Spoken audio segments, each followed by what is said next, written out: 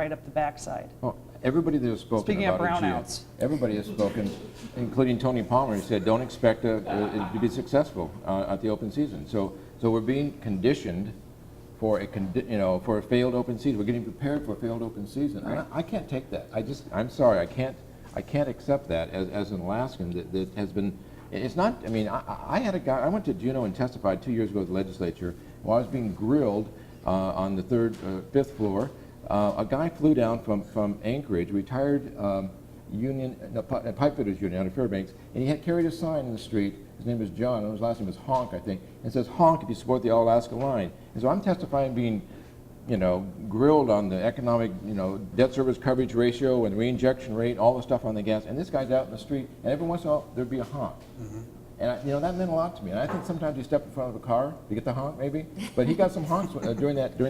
And he came to my office today. I had never met him since then. And he said, "Thank you for what you're doing."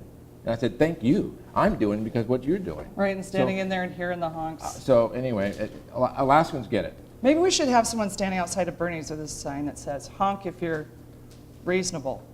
There you go. We'll try that next week. We're going to take a break so you can have, a little sauce. We'll try to ramp up the next segment. Water. A drink of water, right.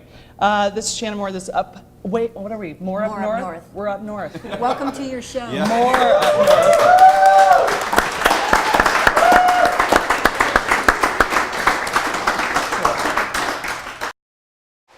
All right.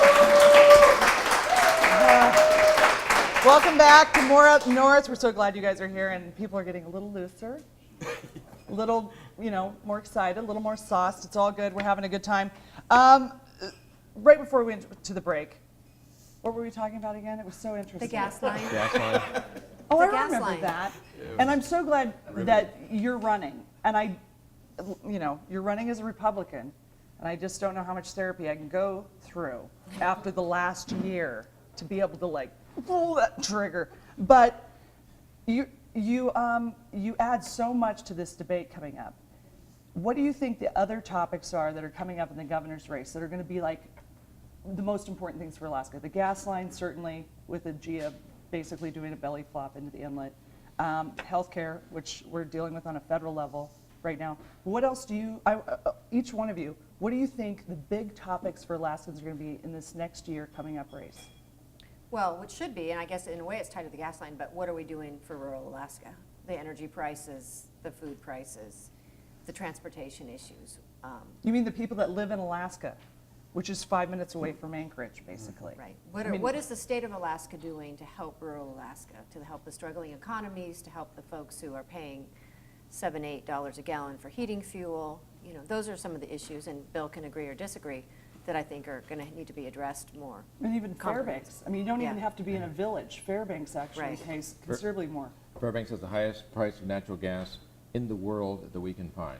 Wow. $23.50 per MCF of unit of gas in Fairbanks. It's absolutely the highest that can be found. And yet, 500 miles north, we reinject more gas than is used in California, Oregon, and Washington combined every day. So we need to connect. And you're absolutely right, Julie. Kotzebue, $8 a gallon. And in those communities, when we talk about rural issues, which is near and dear to my heart, you have 3 families moving into one house. So they just have to heat one house. Now, the social issues that go with that become significantly greater because you've got 3 families living in one house because the cost of energy. So you're absolutely correct. The cost of energy is a huge issue for Alaska, to make sure Alaska stays what Alaska is and has been, and what we're proud of and we're known for. It's hard to be independent when you're moving in with other families. Well, it is. And we are. I mean, if we had more of our legislation perhaps represented outside. I mean, Anchorage, maybe the best thing for Alaska would be if Anchorage's prices went to what Fairbanks's were. Because right now how it is, there is this real sort of Anchorage code that happens in Juneau and in sort of the rural areas and outside, including Fairbanks.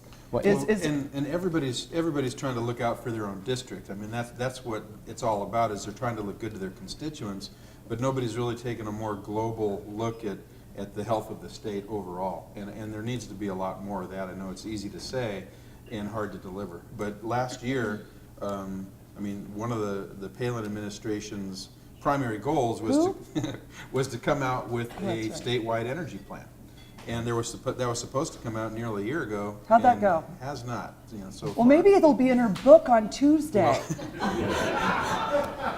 At any rate, You know what? I would until- buy it if it had that in there. Until we get a statewide energy plan, you know, we're going to have trouble addressing all the issues that we're talking about. It impacts absolutely every community.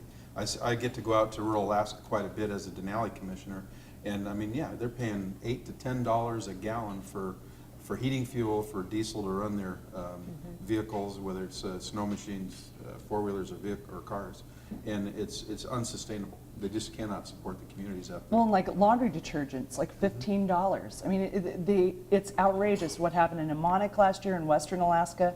And our governor, who was somewhere working on that energy plan, I'm quite sure, was actually baking cookies to take out to Amonic to like say, oh, look what I made for you on the Franklin Graham, like, Please Love Jesus, You'll Feel Warmer campaign.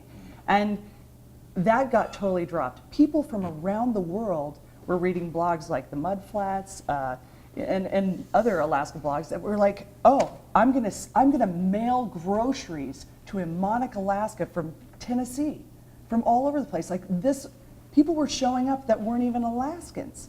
You know, we've got Venezuela giving oil to us, $25 million worth of oil they're giving to us, and we've got, you know, major oil companies in the state who, you know, are happy to build an arena in Anchorage, but aren't willing to send, you know, emergency fuels out. Yeah, you know, I look at what they do in other countries that are like Alaska. They have energy, but it's a rugged terrain. Denmark, Norway, Sweden.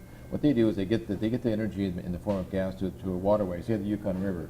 Then they put it compressed natural gas, put it on barges, and they move it at the villages, and they swap those barges out like we do a propane bottle for our barbecue, and they get.